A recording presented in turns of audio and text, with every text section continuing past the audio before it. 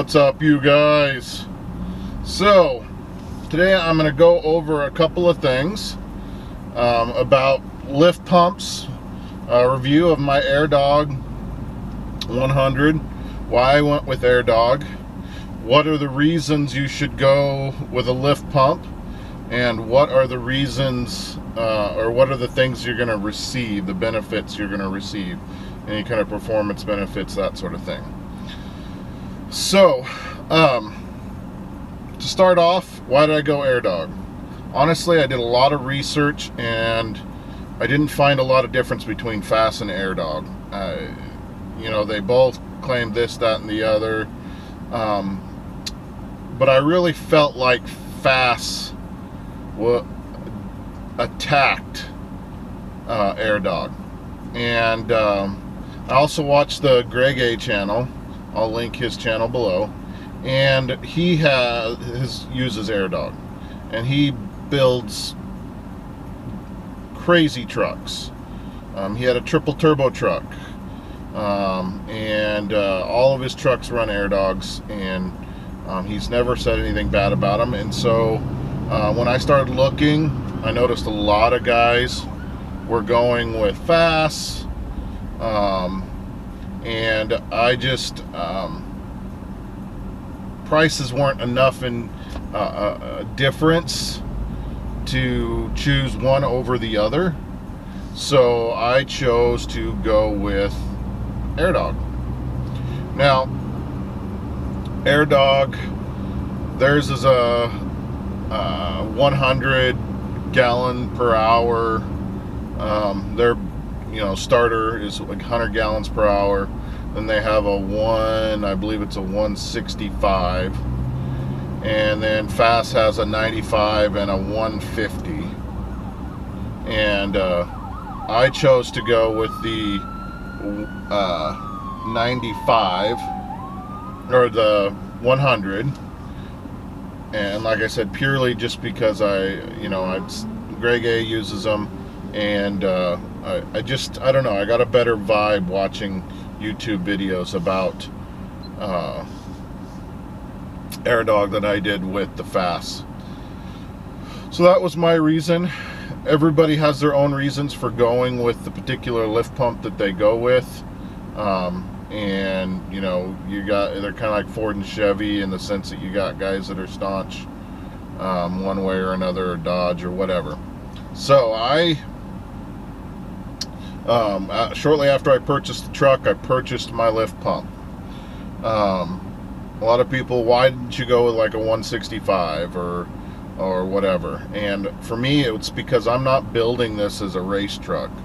This truck, I don't plan on it making over 500 horsepower. I don't foresee any need for this truck to make over 500 horsepower. I bought this truck to tow a 31-foot trailer. That's it. And I have no reason to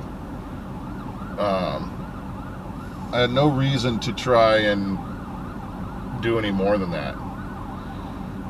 So I've got lots of, sorry about all the sirens, there's an accident in front of me up here. So anyway, installing it was pretty easy. Truckmaster has an install video on a FASS. They're relatively the same. You're not going to see a bunch of differences between the two at all.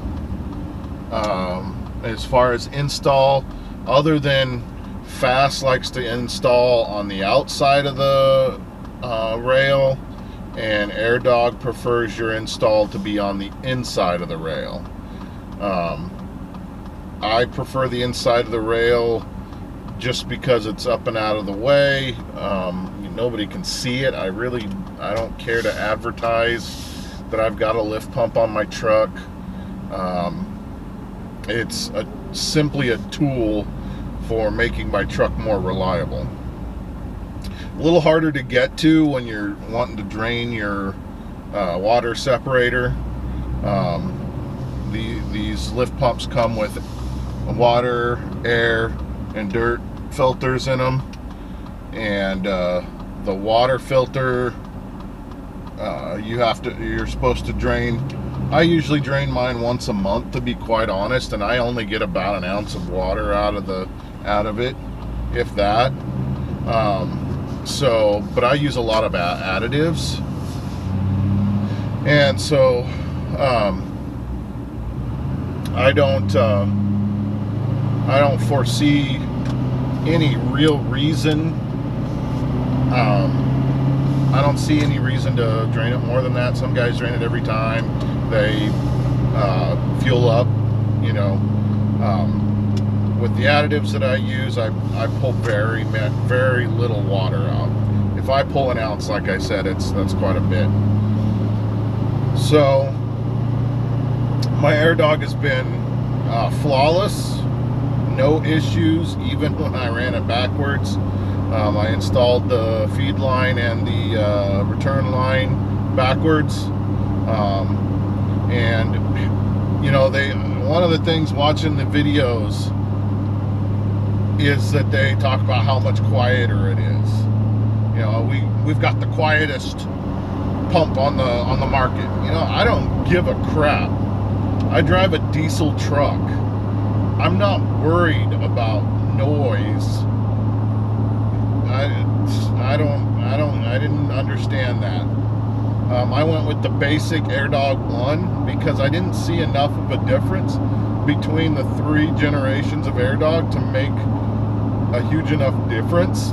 If I lived in a cold climate, I might have went, you know, with the AirDog 2G or AirDog 4G, just because it has the ability to put a heater on it. But I don't live in that kind of climate. It barely ever drops below freezing here, and if it does, it's for like a week, and then it pops back up. It's never below 0.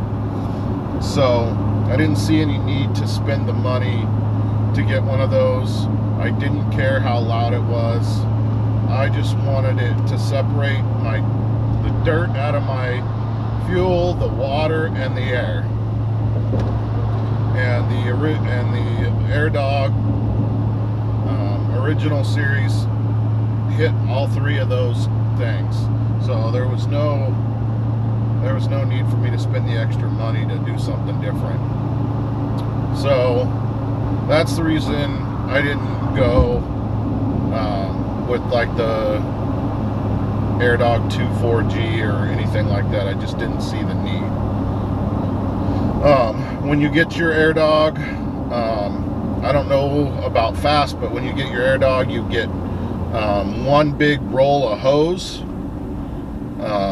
and you cut it to need, and they give you all the fittings. Now, on the difference that I found between the AirDog and the FAS is the AirDog wants you to unplug your feed line from the tank and plug in a new feed line into the tank. Well, that requires removing the bed, or lifting the bed at least, because I didn't see any other way to get to it. Now, if you guys know of a better way on these old classic body styles, go ahead and link it below, or you know, correct me if I'm wrong. But when I was crawling around under there, I didn't see a real good way to get up between the tank and the bed without unbolting the bed, lifting it up. So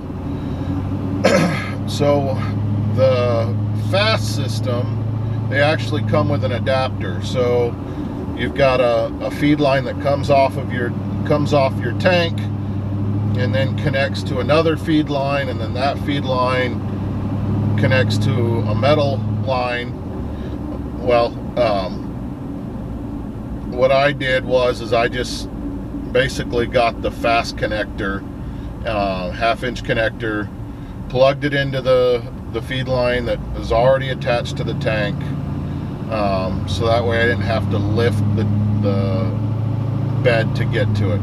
You'll kind of see what I'm talking about in some of the other videos, because like I said, the line that connects to the top of the tank comes out about 18 inches or so, and then connects to another line.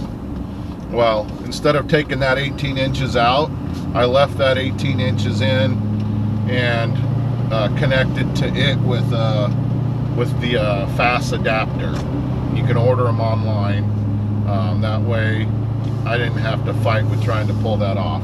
Now eventually I've got a sump already at home, paid for, ready to install. I just haven't done it yet.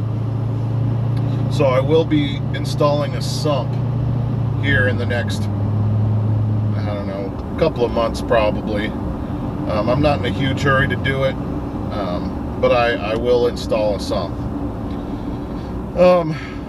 Anyway, so now what kind of performance, what can you expect once you get your AirDog up and running? I suggest when you set up your AirDog to replace your your main fuel filter. The reason I suggest that is so that way all your filters are clean and you can really feel the difference in power. So well, and it's not even power, it's more throttle response. With the AirDog, you're going to notice a difference in your throttle response, because no longer is it having to try and suck that fuel all the way from your tank through the fuel filter into your engine. That fuel's already going to be fed by the AirDog, or by the lift pump. It's going to be there ready to go. So your throttle response is going to be better. Did I notice a power difference? Not really. It was more the throttle response. The throttle response was right there.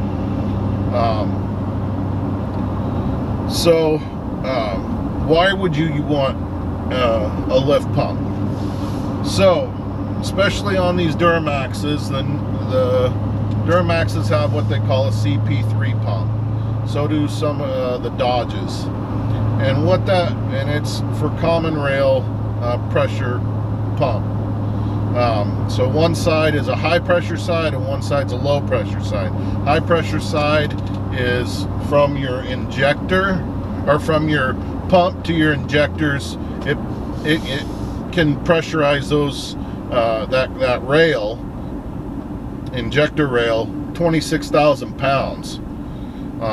So yeah, it's a high pressure pump. On the low pressure side, it's only 8 to 10 pounds, and that's the side coming from the tank. So it's not very high pressure. So having some help on that side really relieves some of the work that your CP3 pump has to do, because no longer does it have to pull all that out. And it will just extend the longevity of your CP3 pump by doing that. Now, the other benefit to it is if you get one that's an air separator, whether it be a FAST or an AirDog, it's going to pull the air out of the fuel. Now, that's going to help prolong the life of your injectors. Your diesel fuel is a lubricant and a cushion for your injection pin. So if you get an air pocket in there, it's not lubricated and it's not cushioning your injection pin, and it can cause that injector to prematurely wear. And with a tank sloshing around, you're going to get cavitation. It just creates bubbles, and so having an AirDog or a FAST that removes the bubbles and the air pockets out of your fuel and sends a nice, clean, solid stream of fuel to your engine, to your CP3 pump, is going to help prolong the life of those injectors, because your CP3 pump is no longer pressurizing a mixture of diesel fuel and air, and that's also going to have your CP3 pump working less. So why did I choose AirDog? I chose AirDog because of my research. I didn't find that FASS was any better that I could find than AirDog, and people that I trust were using them. What kind of performance benefits are you going to see? Probably just throttle response. Why would you need one? Well, it pulls the air out of the fuel, and it relieves the stress on your CP3 pump, having to do both high pressure and low pressure and suck in fuel from your tank. As well as, you know, if you leave your regular fuel filter on, it just adds more filtration and a better water separator. So those are the main points I wanted to hit on. Like I said, my AirDog's been flawless. It's worked well. It's not that noisy. Mounted where it's at, you can't hardly hear it. What I do hear of it is kind of nice, because I can turn my key, hear those small wee, and know that my AirDog is working. I don't know why you would not want to hear that. So anyway, guys, hope you enjoyed the video. Like, subscribe. I'll drop a link down below where you can pick up an AirDog, and let me know if you disagree with anything I've said, or if you have other things to add. Definitely post that below. So thanks for watching. You guys have a great weekend. Well, it's a weekend for me. I probably won't post this till Monday. So you guys have a great week, and I'll see you in the next one.